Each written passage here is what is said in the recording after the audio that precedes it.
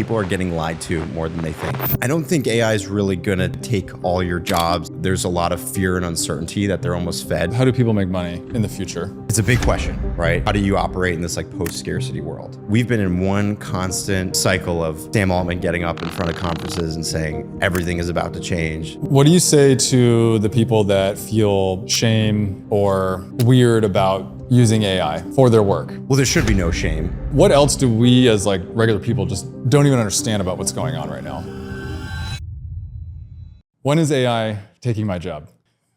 So what a start. Yeah. Jumping right in. Yeah. I don't think AI is really gonna, the whole like AI is gonna take all your jobs. I don't think that'll ever fully come true.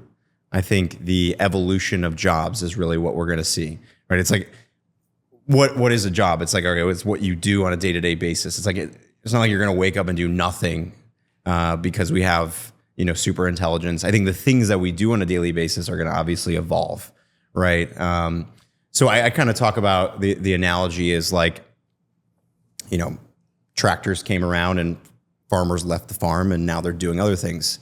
A lot of them are computer engineering now, maybe, over the long enough time horizon. So I think like the things that we're doing on a day-to-day basis, like the things that people do, the jobs that are available are just obviously going to change. But I don't think there's going to be outright it doesn't even really make sense of like, you're doing nothing, Some people are saying we will be able to live that life of doing nothing, right? That's some people's ideal. I don't think as humans that's good for us or that's the goal, but like what in the past few decades, the boom was software engineer, right? That was the job. Bill Gates came and said, everyone needs to go learn to code. Everyone needs to go be a software engineer. And now we're here. So what does everyone need to go do? If Bill Gates or you are sitting here telling us what's the boom job or the boom thing to go pay attention to, what do we need to be doing? I think it's a great question. I think a lot of, it's like, imagine trying to explain the concept of a software engineer to someone who lived in the 1200s, right? It wouldn't be possible. Like you'd have to somehow explain everything that led up to the invention of, everything, right? The computer chip to computers to Apple to, all right, now you can write code and ones and zeros. And then, everything that led up to that role. And so I think when I think on a long enough time horizon, what are people going to be doing on a day-to-day basis? Like what is the next job? We don't know, right? Like we have no idea what AI is going to evolve and how humans are just going to evolve.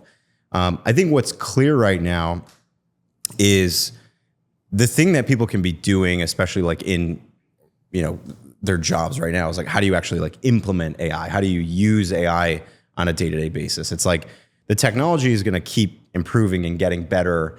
But I think the hardest thing, honestly, in a lot of ways will be like, how do you actually use it? And so like our company, we sell to really large enterprises, every size company from 100 person to, these, Fortune 100 companies, they all know they need to use AI. And they're really not today. There's not a lot going on. And I think the biggest struggle is like people actually knowing how to deploy this, like what does it mean even to use AI? And so that's the skill set that I look at of like the most valuable, because even when you do get something like AGI or like super intelligence in a box, that's one thing, it's super intelligence, but how do you actually use that? How do you deploy it into a company?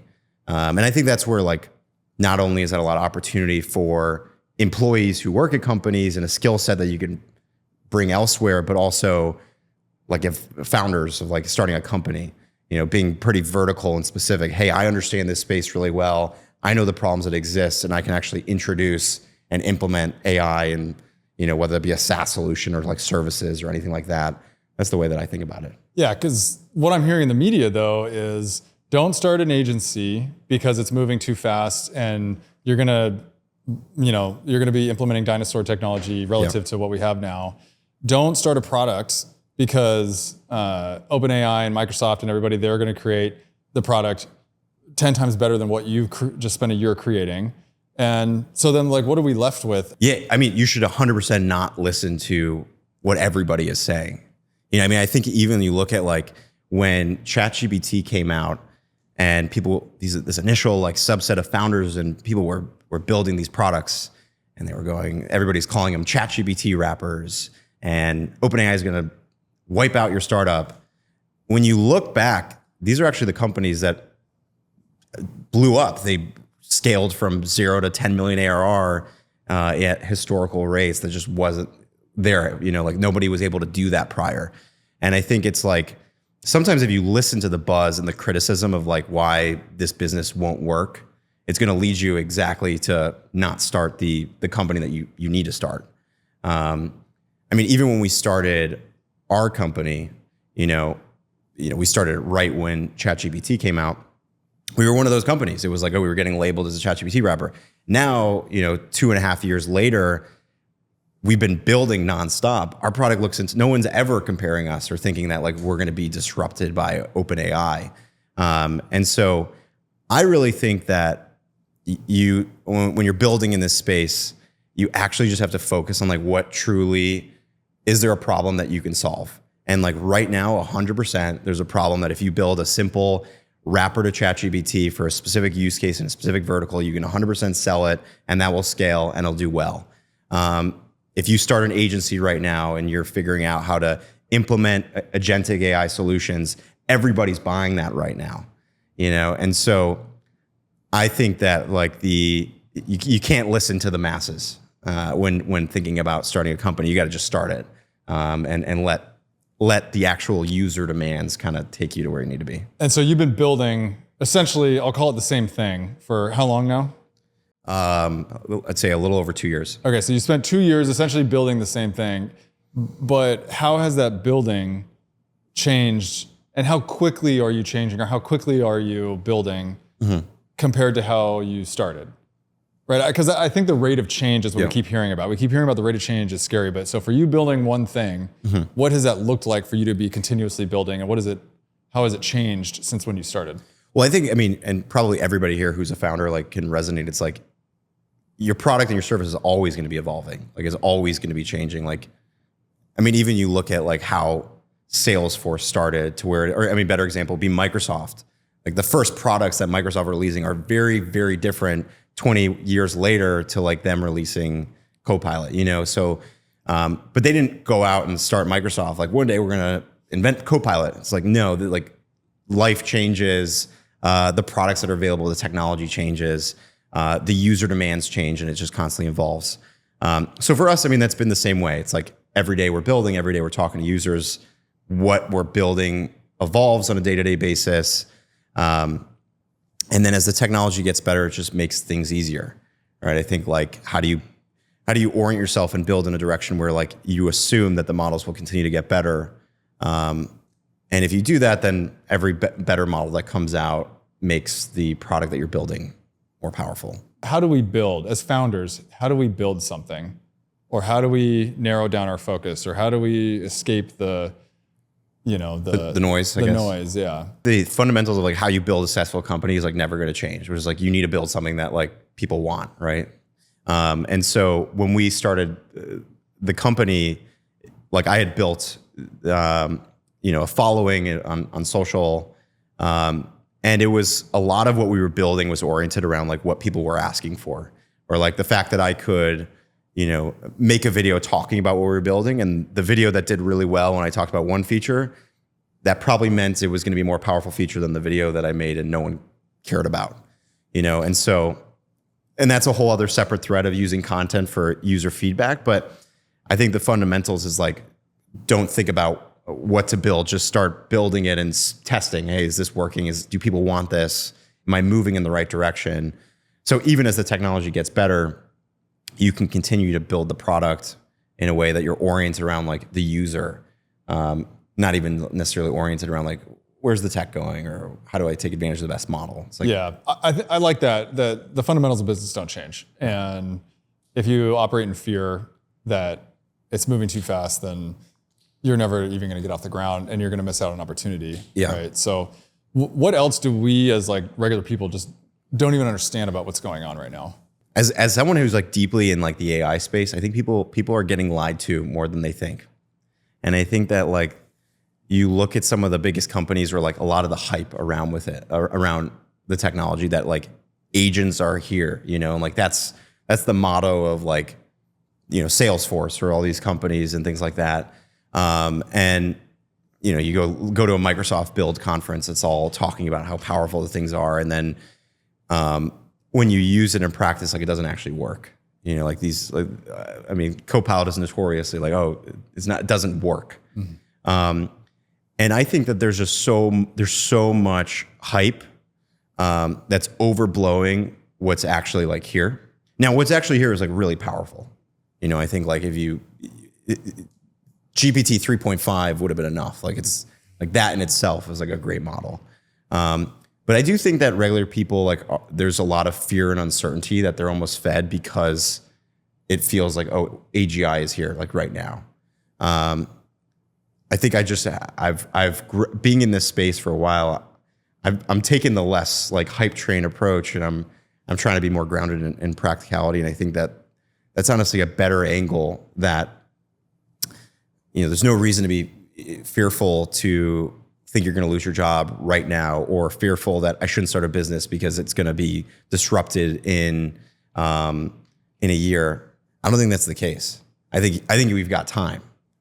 So that's what I would say to like the regular people who are kind of consuming all of the like AI hype that's out there. Yeah, because who was the company? Klarna, I think. Yeah. Yeah, they basically fired all their customer service agents and saved $40 million in annual expenses, right, by leveraging AI for customer service. Now that might be the most obvious example of how to use agents or you know whatever AI, because it's do you need an agent? Are you doing billing? Are you doing totally? Well, I guess the same thing could be said. It's like Salesforce launched the biggest AI agent platform ever, but then at the same time they're hiring like 1,000 salespeople, you know. So and they're selling like sales agents. So I don't know. I mean, look, I think there's a lot of promises, and like the Klarna story is like one example, and I honestly don't know too much about it, so I can't even like speak on it. But I think when you talk to a lot of companies right now, there's more hype in terms of like what the success they've had. And I think because like some of these bigger companies they're trying to outcompete from a level of like hyping up what their tool does, when in reality, like the basics aren't even being met. So if you go back to like the 90s, the .com era, where are we right now? If you could kind of point to an equivalent time or event. I mean, I would like so early, you know. Like are we like Windows 95? Are we DOS? Are we? Like I think it's hard to draw exactly the parallel. I think the thing is that, you know, in theory we're going to accelerate much faster, right? But we also at the same time don't know what that means. There's a lot of like, what does AGI even mean? You know, and did we get it? So I think it's hard to pinpoint exactly. I mean, for me as a founder, and I think the advice is like, I think a lot of like trying to figure out where we are is once again, like I'd rather just focus on like, how can I actually solve problems today? And like, where's the technology today? And not make false overpromises to our customers, but like actually be grounded in reality.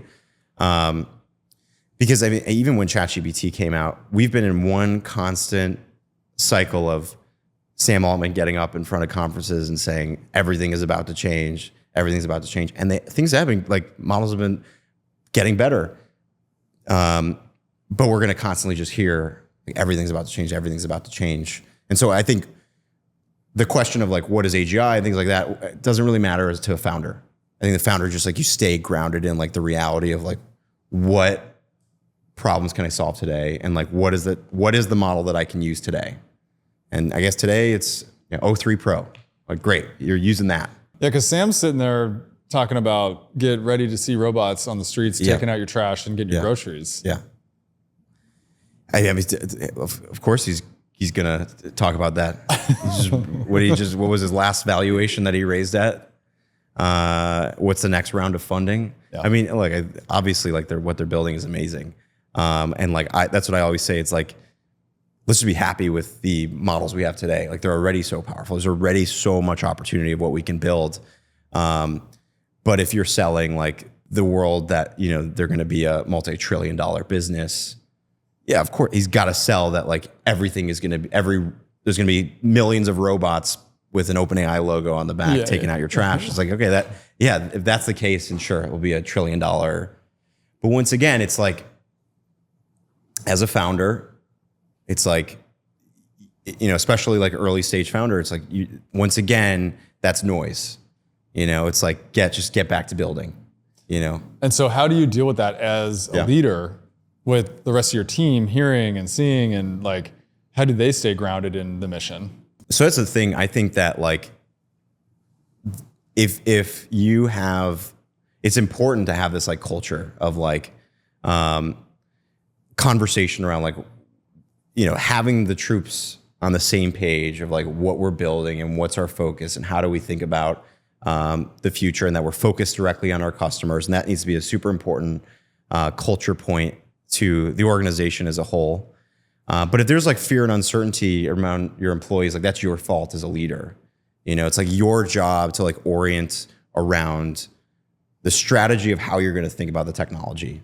Because I think there's some companies that are going to take the strategy of like, it doesn't matter if we fail for the next 5 years because we're banking on AGI coming. And that's, I think, a decision you can make, and it probably lends well to a lot of what we see. But I think when you talk about early stage founders and like build it, you know, before you have that, you know, multi-trillion-dollar OpenAI valuation, I think you just have to continue to be focused on like today and what's powerful today and what you could do, and keeping your employees focused on that, and keeping things as grounded in reality as possible. What do you say to the people that feel shame or weird about using AI for their work?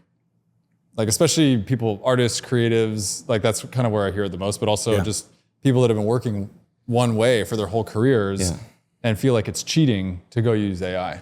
Well, there should be no shame. And I think like that culture shift is already happening. You know, when ChatGPT originally came out, I mean, it was such a culture shock to like society that, you know, there was the whole like immediate, like students were using it and they were using it in the classroom, and teachers were like, you can't use ChatGPT. And already now, like the conversation has shifted pretty fast, where I think even higher education, like they know, okay, we're gonna have to figure out like how to adapt to this.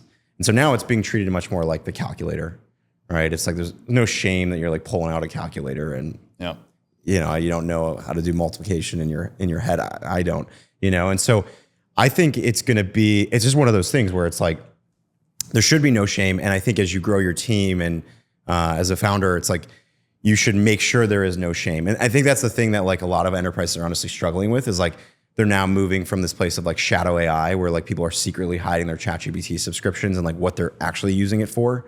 And what we push a lot of our companies that we work with is like create this like openness culture. Like, okay, tell us, what are you using AI for?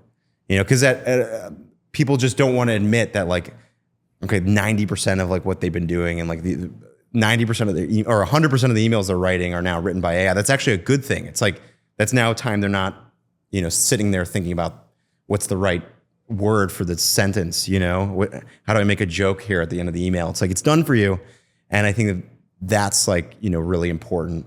Is to strive for that openness of like sharing the use cases. And then, you know, I don't think for artists and creatives, like that's like the most interesting sort of like battle there of like, hey, is it still art if, you know, you're generating it with Gen AI? And I'm just like, well, is it art if you're using like Photoshop? Like you're not painting it, you're using Photoshop. It's like, this is the next like variation. Like you have all the tools at your disposal to like build the masterpiece in a way that you wouldn't be able to build before. I'm terrible at drawing. Like, there's no way I could, but now I'm like a pretty good artist. You know, maybe it's like 99%, you know, ChatGPT, but like I'm making something that like I would put on my wall. Like that's a win, you know, and it wouldn't have been made before. And I think even like when we get into the realm of like music, it's like I can't sing, but man, I can make like a really good Suno AI song. And so I don't know, like maybe I'll quit this whole founder thing and become a musician. That's that's pretty awesome that that's possible now. Is that good for society? For everybody to be able to create art, getting rid of or not having the physical mediums? Well, I think art should be like a positive sum gain. Like, I don't think there's like a limited cake of like how much good art we can have. I think more good music is like a net positive for society, right? There's only so many, Beatles songs that I can like listen to. So many, like imagine a world where there's just like unlimited music that just hits. I think that's a net positive. There's this idea of the value of content goes to zero. Yeah. With Gen AI and the tools that are out there now. Is that true? Do you think that's true? That all content or the majority of content, the value goes down to zero? Like me having this podcast is essentially worthless in the near future because AI can very accurately replicate this? Well, I think it's just like you're basically like, I think good content is still good content. Like if I say the right words here on this mic right now, like hopefully this podcast does well and there is a lot of, then your podcast continues to be, good content. I think like what you're talking about is like, hey, are we going to have like, if we have unlimited great music and unlimited great, I think it's just more that we can consume. Once again, I don't think that that's a bad thing. So then my mind goes to, well, how do people make money in the future? It's a big question, right? It's like, how do you operate in this like post-scarcity world? And I think that the answer is that the way that we think about money is just going to have to change, right? Like, I mean, now you're going down the rabbit hole of UBI and everything like that. But theoretically, right, like music is one thing. Like, okay, great. How are you going to sell ads on your podcast? But like, do you need doctors if like everybody has like the instant cure to cancer? And do you even need B2B SaaS if, the job you're doing before is already fully replaced by AI? So once again, I still think we're far off from the post-scarcity world, but I do think we're like, there is that singularity. There is that point. And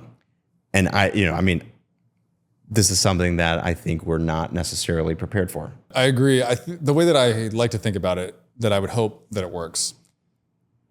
And I don't think we've gotten there with our current software and technological revolutions and like inventions of efficiencies and eliminating jobs. There is some stuff that's gone away, especially over time, like the cotton gin and all that stuff. Yeah. But what I like to think about is that when we create efficiencies and we create new ways of doing things and we invent things, that we eliminate jobs, and then those people, they either maybe go get a similar field, but those people are now open and free and able to expand into something else. Or we're spending less time and energy on sort of these quote unquote lower level things that we're now able to create and expand and invent the next level of things, right? AI didn't exist until a couple of years ago, right? And so 100 years ago, this would have been unimaginable. And so AI, I think, will enable it. This is the way that I like to think about it to calm my anxiety around it, but that we're gonna create things that we can't even think about now, and that will be the jobs, or there is some sort of new way of thinking about money. But I think that's the fear that people have. And I know we've been talking a lot about this right now, and I apologize if this is not what anyone is interested in hearing, but I think for me, what I'm feeling in society right now is this fear of the unknown and how things are going to change. And a lot of people in the world do not deal well with change. Yeah.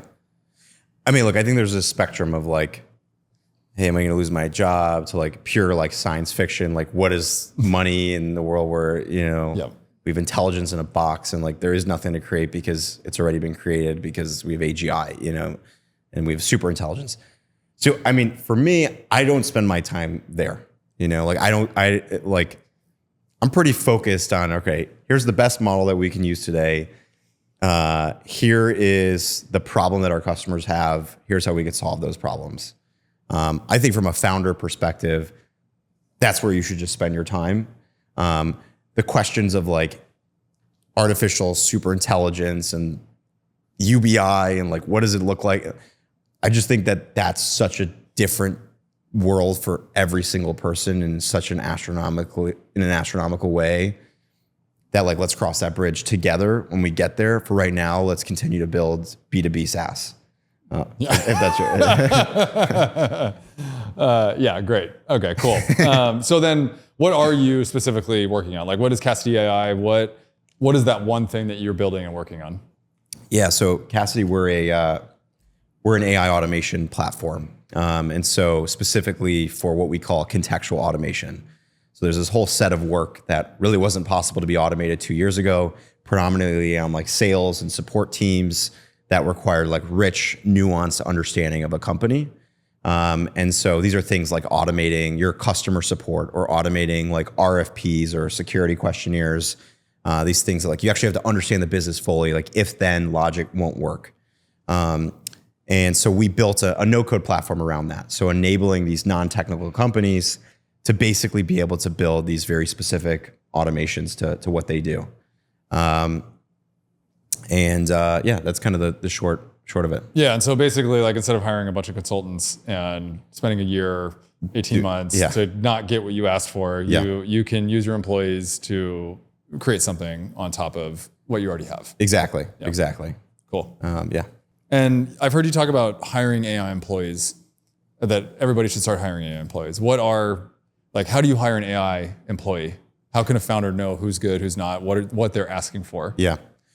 Well, I think the thing that's unique about like AI and even the name of our company, which is Kassidy, we always like this idea of kind of humanizing the tech, is that you kind of have to like shift where it's like Kassidy, it's not necessarily even like you're buying another B2B SaaS tool, but more like there's an opportunity here that like you're hiring someone or something to do the full job that you would have hired an employee for. And so that's why for us, we like to talk about, you're hiring an AI employee, is because I actually think it better represents the like, hey, you're buying this SaaS solution that has a good analytics dashboard to see like you're making your job 1% easier, but how can you actually have a full workflow end to end be done by an AI? And so that's what we do, and that's the way I think about AI employees. And what have you chosen to like deliberately not automate? Is there just stuff that you're like, I'm not going to touch this? I still do all my own writing for the most part. Like I don't have emails fully automated. Like I definitely use AI to help me write, like everybody does. But I think like there's this unique stuff right now where, I put up a job posting if I was hiring something, and I got so many emails that everybody can tell things are written entirely by AI now. And so, I mean, I think it's not like hey, here's a line in the sand, like I use AI for this and I don't use AI for this. But I think it's being more cognizant about like, well, people can tell now, right? Like everybody has the tool available to them. And like one of the best ways to use AI isn't to fully replace or remove yourself from the loop, but to keep yourself in the loop, right? So I think those are another philosophy of like a lot of the things that people build on Kassidy is like human in the loop automations. So how can you get as much automated, but then still having that human kind of touch? Because I think that's the one thing that AI sort of lacks in some ways is like, it doesn't have the full nuanced psychological understanding of human to AI relationships, and that everybody can tell you're using AI to write because you use so many M dashes,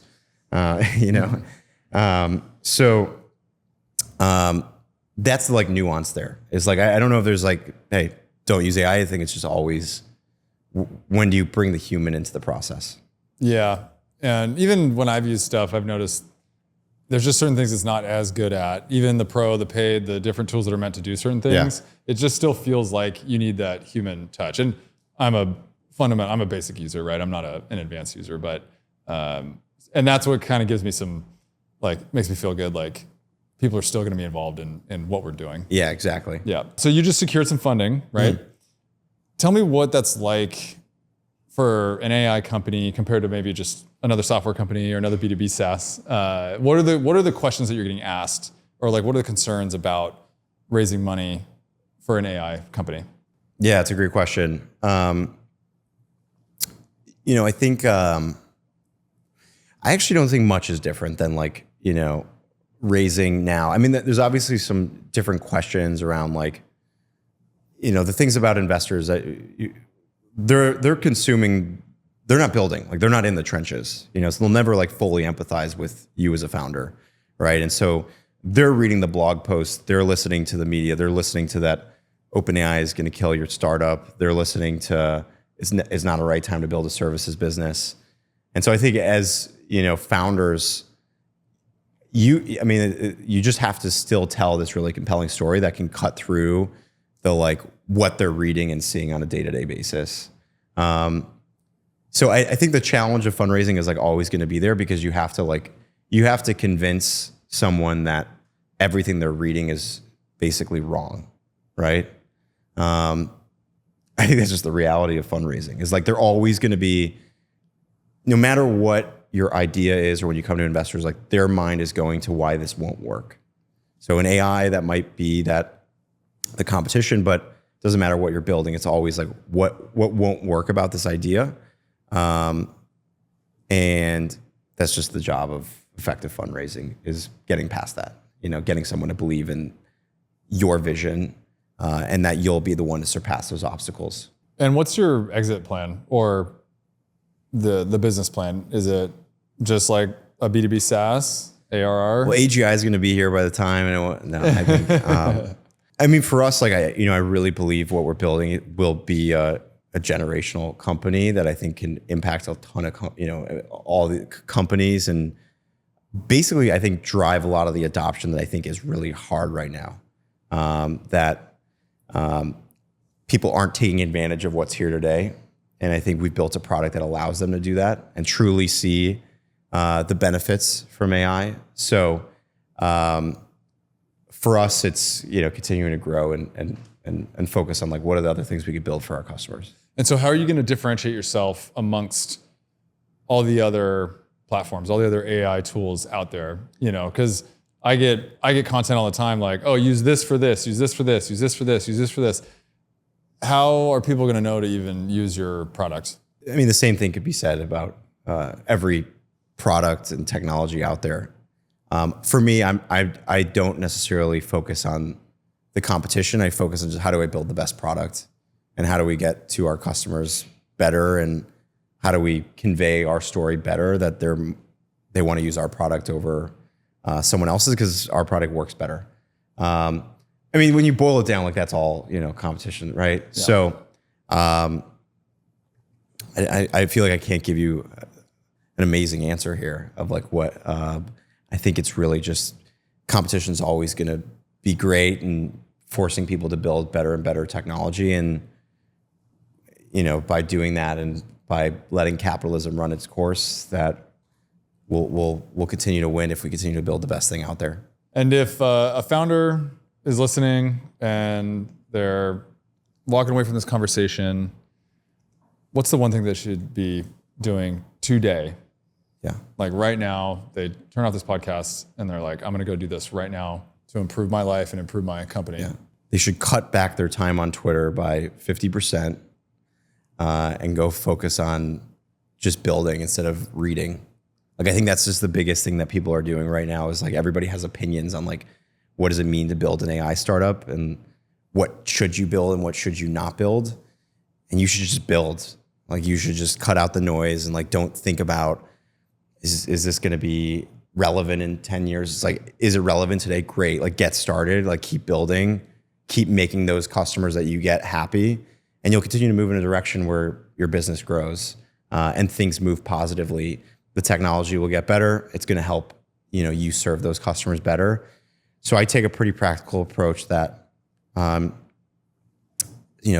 consume less content and create more, whether that's content or whether that's your product. Yeah. We just met, but I tell people create, don't consume. There you go. It's a big part of my mantra. So stop listening to the podcast right now. I know it's anti-podcast. Yeah. But there's a point you got to consume, but there's a point you got to stop. You just got to start building. Like you can't learn how to ride a bike by reading about how to ride a bike, totally. Right? Like you go ride the bike. And so I appreciate you being here. Stick around because we're going to do some Q&A and so from the audience. So if anyone Could you talk a little bit about the content creation portion and how has that impacted the business from customers to fundraising to figuring out what to build, like you mentioned? And what would you say is your ratio of like how important is it for you to focus on content going forward? Well, I mean, there's never been like a channel purely from a marketing standpoint out there, like organic social, like ever. The amount of impressions that short form video gets right now, it just surpasses any marketing channel that's out there. And it doesn't matter what type of business or who you sell to. We sell to, enterprise decision makers, and our best customers come from TikTok. And so it's really important. And I think it's really important from a marketing perspective, but also from like a product perspective. I think I hinted at this, like when we started the company, I had built this, audience around AI and educating people on AI. And that really was allowed me to figure out what to build, because you could test. This is the thing about this is like, not only is it great marketing, but the algorithms work in a way where it just signals like, what do people like and what do people not like? Both from a marketing, like marketing perspective, but then also from a product perspective, saying like, hey, you make a video before you start building a feature, try to make it go viral on TikTok. And it doesn't matter what industry or whatnot, like literally just try to make content explode based off of what you're thinking about building. And if you could do that, that's a pretty good signal that you'll be able to sell that product or that company. So social and content has always been really, important for like our journey. Across the stack, marketing, product, hiring, everything. And so I think every founder, especially if you're just starting out, like you should be spending a good chunk of your day creating content. And obviously there's a range there. Like if you're, for me, my co-founder, he's a CTO. We work really well that like, hey, how can I focus on scaling, selling? A lot of that's being done on social while at the same time, collaborating on both product and him being able to build the product, the initial sort of MVP. So now today, it's still so important. My time is incredibly constrained. But it's like we're building the team around, we do create a ton of content. And how can you use AI to be more efficient in what is the type of content that you should be making? How do you keep up to date with the best topics? How can we create more content at scale? But it's essential. When you started creating content, why did you do it? Did you always have in your mind company, or was it, let me just start this? Because you started pretty early, right? So yeah. I've probably been making content for 10 years now, and to the void, like nobody really caring, and I think like I started making content because, I really just liked initially writing and just writing out my thinking. And so, I would tweet and get, one like from my mom, like, and then, started a Substack and I started writing there. And like, I used initially the way I thought about content is like, these are just messages to myself. So it's like, you're sitting there, like anytime I had a thought that I was like, oh, that's a great idea. Like I want to remember that, just like tweet that, or just write in a Substack, and like, no one's going to care at first, but you create this habit of like being open and feeling okay to share your ideas that are even just for yourself. And you don't have to like position or try to posture to the world. And then I think when you create that habit, I think over so many years of just like creating content to nobody, I would experiment with different platforms. I started, making short form video. In some ways I'm a better talker than I am a writer. So that really worked well. And then this sort of platform, I initially grew on TikTok, and then it was Instagram, and it's just like, now it's just kind of a muscle of like, I have an idea, I just talk about it, so that's how that's how you start. I guess my question goes back to the whole talk about marketing. If there's an AI startup just like hitting the market, but it's in a specific vertical tackling a specific problem. Is that the best way for it to differentiate itself, especially if there are other players out there tackling the same like problem? Like, or is there any other strategy that should it consider beyond creating content and marketing? Like, what are your thoughts on that? Well, I'd say the thing about competition, and even going back to like the competition question, like, you know your competitors, but your customers probably don't. You know, like, this is such an early market right now that like 99% of the people in the vertical that you're talking about, like, they don't know who are the other players. They don't know the alternatives, right? So in a lot of ways, it is kind of a race to like get in front of them first. Like, how do you get there first? What I think 100% like distribution is a moat. Like, it's in a world in which it's so easy to build products, like, your ability to get in front of customers better than your competitors, like, that is a winning strategy. So I don't know the specifics of the vertical that you're in or like what your product is, but it sounds like it's probably like something AI, early space, like early vertical. Okay, and it's like an AI product for private markets, or like what is it exactly? Yeah, or it's still in stealth. Like, I'm not the founder, but of this specific company, but I would be like strategy, like head strategy. But it's similar to, Rogo, but it's not.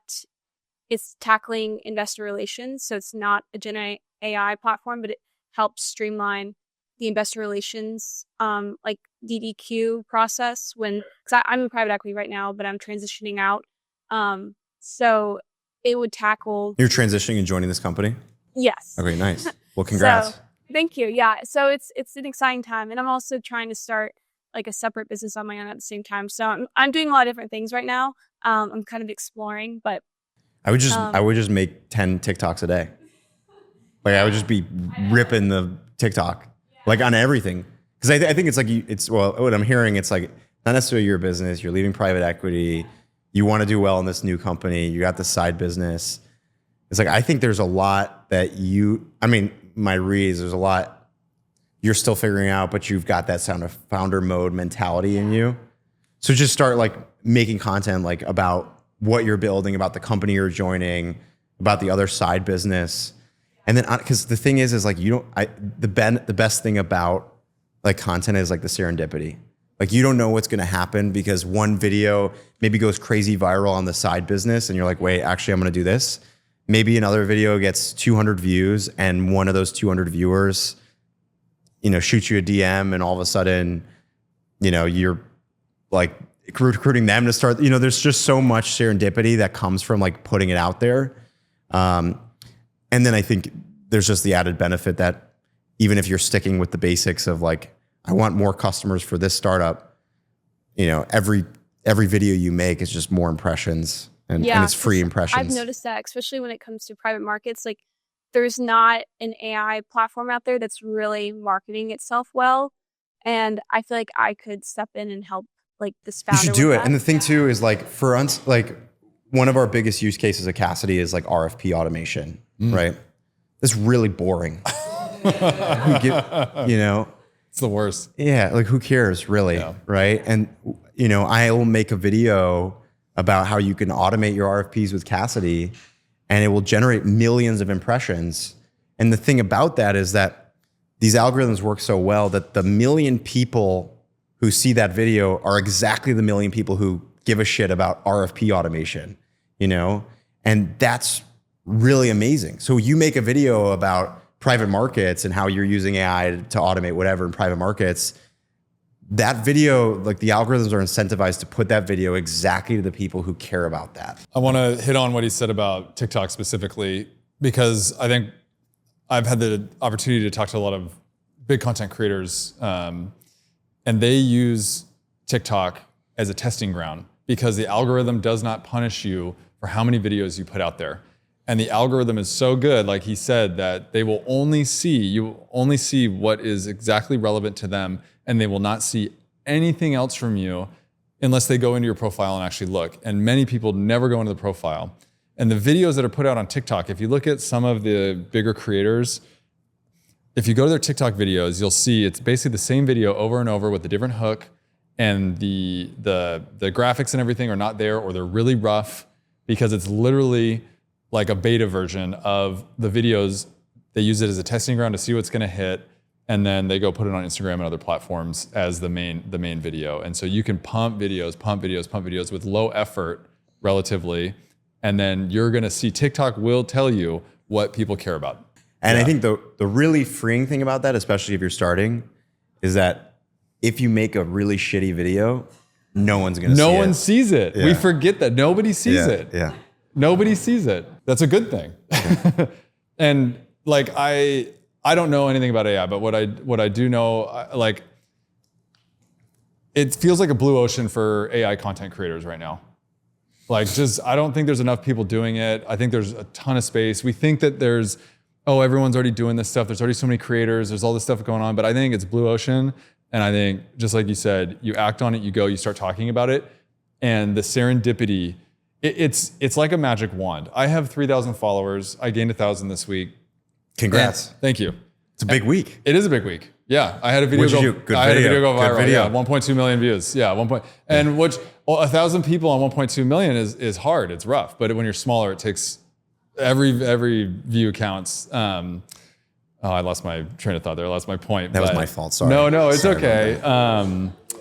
Blue ocean. Yeah. We think that there's all this, all these creators and everyone's already doing all this stuff, but they're not. And so you have a blue ocean opportunity. Oh yeah, the serendipity.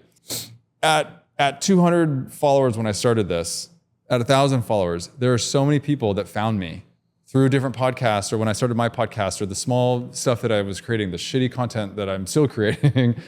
They find you and they want to work with you. Like, they see you, they connect with you, as small or as early as it is. If you're being authentic and they see the momentum and they see what you're doing, you will get business, you will get connections. It is serendipitous the way that it works. It's crazy how it works when you start sharing. Yeah, I want to ask a question about trust and safety. I'm in, shall we say, I'm a founder where I encounter other founders like me, which think about loneliness or different population groups.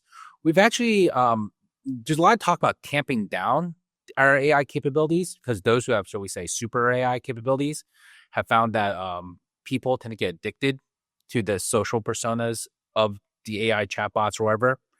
And at the same time, people I've found, and this is legitimately not me, I mean other people I talk to, that the engagements with the AI chatbots tend to be pretty harmful, wishing ill about AI chatbots, things that are not polite. I don't want to extrapolate here. So I want to get a sense of where you think are boundaries or parameters around trust and safety and managing people's darkest parts and interfacing. It's a good question. The way that I see like technology over time is that as technology solves more problems, it also creates a lot more problems, right? And so when you look at the advent of something well, I'll give a couple examples. The first one being like Facebook, right? Social media, right? We just talked about how positive it is and like how it's like we're more connected as a society, but then also like it created this whole world of like cyberbullying and people being chronically online and all the problems that came with that. And like that's a new set of problems that like we now have to solve. Does that mean that we should have not invented it in the first place? Facebook might not be the best example. But let's take an example like cars, right? Another like, and this is something that's even a parallel with AI, right? Because everybody's talking about, let's say like AI and like the impacts of the climate, right? That like theoretically these data centers are like terrible for the climate. And so this is something that people say to me a lot too, is like, oh, well, should we even be having this because it's like so detrimental to the climate? But I think cars is a great parallel here. It's like, should we have not invented cars because of like the climate impact? It's like, no, we need to solve the climate impact. You know, like cars have created obviously so much, you know, benefit to society. Long-winded analogy, and there's two of them there. But I think the key here is like, of course, there are going to be problems that are created by like a massive technology shift. But overall, AI is going to be net positive. How we handle people addicted to porn bots, you know, like we got to solve that problem. You know, people who are, you know, like now have no kind of social interaction because they're addicted to AI chatbots. Well, let's solve that problem. And there's that. I mean, that's just the tip of the iceberg of the problems that AI is going to create. That's going in the trailer of the podcast, by the way. Everyone's addicted to porn bots. Yeah. I felt like the FAQ, the questions are off. I thought off the recording. We'll cut that out. Good. No. It's good. It's good. Yeah, there's a great Gary Vee did an interview with Graham Stephan and his co-host Iced Coffee Hour. The hook was something like, your grandson is going to marry an AI robot. But if you actually listen to the conversation, it goes into this stuff like, why is that a bad thing? Does it actually help people versus hurt? You know, and like how we think about that. I'm not gonna argue any points on there, but it would be a good, if you search for like Gary Vee AI bot. So what? It's going to be Justin Feinberg porn bots, and that's what's going to come up now. Yeah. Yes. Thank you for doing this. Yeah. Great. Yeah. Yeah. Cool. You had a question. Do you want to grab the? Yeah. You mentioned before, when you write emails, you don't have to think about the joke at the end. You just have like a drop down or random generator. How do you see the communication in the workplace as also in the personal place? Will it get better or maybe worse and more unified? You know, is it good? Is it bad? Like, where's the room for your personal flair in like corporate America? And also just like in general, like in social. I think people are going to value just like candid communication over professionalism. I mean, I still don't like signing off my emails like best regards, Justin. It's like, why? Because that's just been the norm, you know, but now we're moving to a place where like AI has shifted things. So it's so overly professional that like, you know, I mean, so many emails I get now. Exactly. You want to show, like I wrote this, you know? So I think we're just going to like communication, we're going to like let our guard down, you know, or like we're going to take off the suit and put on the Lululemon sweatpants, you know, just like that shift. Yeah. I think that's what's going to happen with like corporate communication. I hope so. Yeah. I really hope so. Yeah. Cause even your question of there's a drop down for my little joke at the end. Like, why do we need a little joke at the end? You know what I mean? Like, so you're in the trenches. So you I like your really Chelsea boots, by the way. appreciate it. Thank you. So you really kind of work with AI, and I guess the first question is, what is your definition of agents? Yeah, it's a good question. It's a great question. The simplest definition is like AI that does things, right? Like, I mean, I think when like everybody, I mean, AI agents now is like, it's thrown on every label. Like it's a buzzword that really works. Like people have A/B tested on their websites and it's like AI agents work better than AI assistants. Does that mean that like what changed with what they were doing prior? No, it's still the same. Like it still works exactly the same. Have we thought about changing our H1 to AI agents? Oh yeah. You know? So I think it's it's like the ultimate buzzword right now that everybody can throw around. It gets everybody excited because everybody's excited about AI doing things for them, you know? So that's why I boil it down to like AI that does things for you. Does that mean like, what does that mean? It could be a workflow automation. It could be, you know, a chatbot on the website. Like all those things are being called AI agents. And so I would just be like AI that does things for you. The question I have though, like looking forward, I guess this is more of a belief I have, but if you're much more in the weeds, so you'd have a better answer. But do you actually think we can achieve the quote unquote AI agents with the infrastructure we currently have on the internet today? Or do you think there will have to be some restructuring? It's like if you were to imagine roads before cars came out, right? They didn't have, you know, the highways. And then when you had to build the infrastructure of the highways to use the cars, are we going to have to see? Well, what's your definition of AI agents? I think with AI agents, there's a sense of reasoning and logic, and you would give them a vague task, but they would have to do with a ton of uncertainty. So I wouldn't necessarily say responding to a question via a chatbot is not an AI agent. Yeah, okay. it would be, and then I know the example a lot of times people use now is like, oh, book a hotel for me. And again, I think you could have done that 10 years ago with just adding a lot of logic and just having very well written code.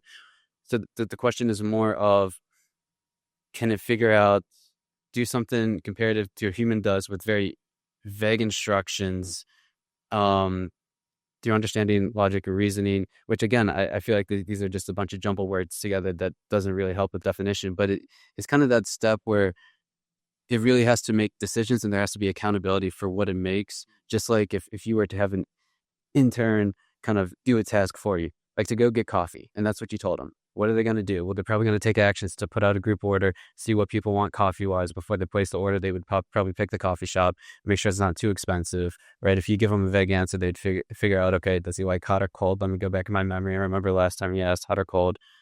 Yeah. And you're basically saying you don't think AI agents, the way that you describe them, are not possible today with the infrastructure that's like on the internet.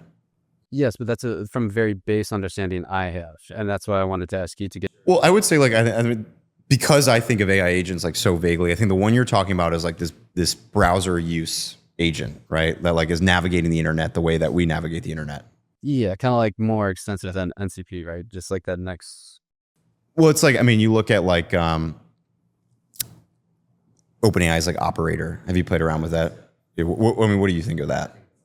For me, that was like the closest thing. But again, I think with that was the one thing I saw where I was like, this is amazing. This is unreal. I started texting all my buddies. I was like, yeah. But there has not been anything else I've seen kind of close to that. And then again, I don't know if that's just like, if you were to take that, okay, that's coding. We know AI is really great with coding because it can immediately test and see if something works or not. What do you think about maybe more of an agent and just the real world in general? There's so much uncertainty. If you can't, very little is black and white, kind of like the code is. Well, the thing that these models are doing, like especially like these reasoning models, it's like the core, it's like they're just thinking step by step.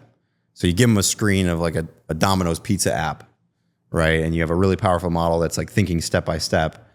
I mean, it's in the same way it's got the vision model and it sees all the buttons on the page and it's basically going, okay, like these reason, like a O3 where it's like thinking through what it's doing. It's like, all right, here's a list of all the buttons on the page. What button do I want to click? Okay, I want pepperoni pizza, so I should probably do the order now button. Okay, clicking the order now button. I mean, that's all it's doing over and over again. And so theoretically, that's all the data that's needed and all the like, the fact that it can see and the fact that it could take action on that page, but just by giving the agent access to the browser, it's like it could, in my opinion, I think it's there. So you think it can scale from there and then do?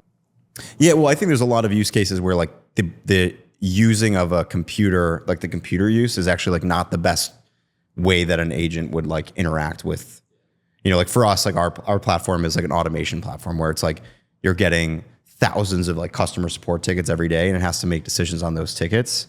It's not like it's clicking in Zendesk, like create new ticket, filling it out. Like it's just using the APIs and it's navigating from API to API. So I think a lot of the value of like agents, I think is more for, at least for companies and what we're building is like more in this like workflow architecture rather than like the computer use, like go order me a pizza. Cause I think even a lot of those use cases, it's like, I don't really want to, I'll order the pizza quicker than O3 right now. So I'm just going to order the pizza, you know? You have to deal with us. Exactly. As these models get really, much better and you can really capture the nuance, things like that, I think just giving an agent access to your computer the same way that you navigate the computer, like that will work in version 1. But things like at scale, I think. What are companies doing about data to support AI? Structured, unstructured, like what does the data infrastructure landscape look like? Yeah, I mean, our biggest thing, like what we do is like, we're able to take in like all of the unstructured data that a company has. So things like previous RFPs, documents, like PDFs, like all this, and then actually put that in a way that like a AI agent, if you want to call it that, could take action on that behalf. So, I mean, companies right now, it's like there's a whole, I mean, that's the way that you leverage this tech is like. Yeah, because that's always the problem with most companies, right? Is they're never going to get the efficiencies or the output because of the way the data is or is not. Yeah. It's a lot of like what we focus on too is like, great, how do you make sure that the agent is only going to not going to pull data from this RFP we did in 2006, Yeah. Because people's unstructured data right now, like these companies, it's a mess. Like no one's keeping it clean. No. So a lot of problems there that we try to solve. And that's more on an individual client basis, right? And less of a here's a AI data company that's going to restructure everyone's data on a universal level. I mean, from like a company to company perspective, right? Like every company's the data that they would theoretically want to feed into a workflow might be out of date and messy, and like we have features to make it so that we can kind of proactively clean that up, so you actually are more accurate in your RFP responses, for instance. AI is pretty good at workflows, right? Like AI workflows are pretty good. Agents, by definition, are like non-deterministic, right? And it seems like your company using AI automation requires a lot of deterministic flows, right? How are you getting that kind of performance? So our kind of take on this is like, when you think about, once again, this sort of like the element of the AI agent being like non-deterministic, when you talk about like these enterprise tasks that are like these multi-step workflows, to give that all off to an AI agent in a, like, let's say, go off and do this thing and I want you to do it at scale. It's one of those situations where I don't think it works really well today. So our philosophy and the way that we do it is like, in our product, is that we will have individual steps in the workflows be run by agents. So one step in a workflow might be like, great, a new lead comes in on your website. How can you then, one individual step, be a research agent to go find everything about this person online? And so that would be like the non-deterministic step, where it would go, this agent would go navigate to LinkedIn. It would go navigate Google. It go take all that information, use that, make another search query. So all those steps happen in the single block, then pass it to the next step. And so our take on like, what's the best way to actually get adoption today from like agentic workflows is not full, hey, let an AI agent loose, but have a sequence of AI agents, if you will, complete a task end to end. Time for one more question, if anyone has. We'll be hanging out afterwards too. So, cool. Justin, this was fantastic. Thank you so much. Yeah, thanks for having me. Being here, and I appreciate all of you guys coming out and being here and asking great questions. I love the in-person connection. Like I mentioned before, as the world moves towards a scarcity universe and we lose the human connection is going to be more important. So thank you. And as always, everyone else out there, appreciate you. Love you. This has been For Your Own Good. Peace.